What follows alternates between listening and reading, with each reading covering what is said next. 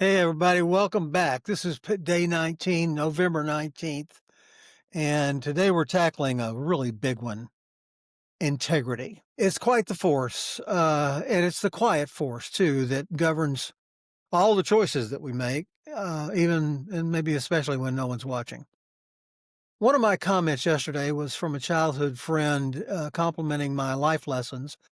And while I'm very glad that his takeaway was along those lines. I don't want to seem like that guy, really, when talking about principles that many of us just grew up with.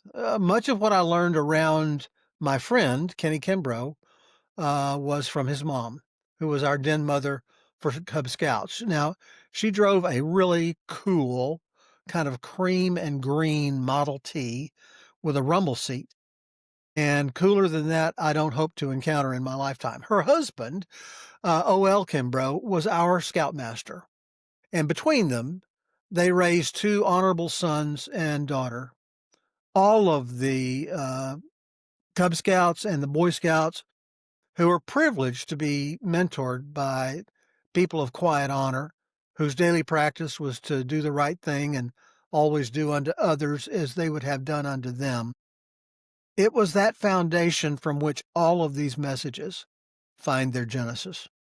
Most all of us, boomers raised in the 50s and 60s, we grew up in that soup of do the right thing, the honorable thing. Thanks to Dr. Kimbrough for the shout out yesterday, but also thanks to our parents for keeping all of us on the right path. Would that all of you could have known them. Now, the piece he commented on was from yesterday. I talked about competence, that predictable reliability built on skill and care. But integrity, that's a little bit different. That is what the Kimbrough family had in spades. Integrity is the compass behind the competence. It's the thing that tells us not just how to act, but who we are while we're doing the acting. So, once upon a time, there was a man with modest skill but unshakable honor. He wasn't the best, he wasn't the fastest, but people really depended on him because he did what he said he was going to do exactly when he said he'd do it. Maybe it wasn't always perfect, but faithful. And in a world of shortcuts, his consistency became his reputation.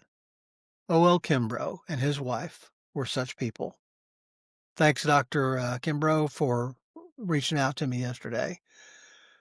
And that's the heart of integrity, doing the right thing long after the mood that you made the decision in has faded away. Keeping your word, even when keeping it cost you something. Being whole, being one piece, integrity like an integer, not performing one way and living another. And here's a big truth: integrity is not loud. It doesn't brag. You only notice it when it's missing. Competence makes people trust your ability, but integrity makes people trust you. Now, continuing the theme of things we can choose, can be in control of, tomorrow we're going to talk about responsibility.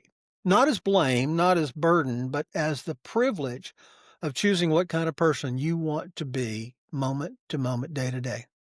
Responsibility isn't the weight life puts on you, it's the weight you can choose to carry.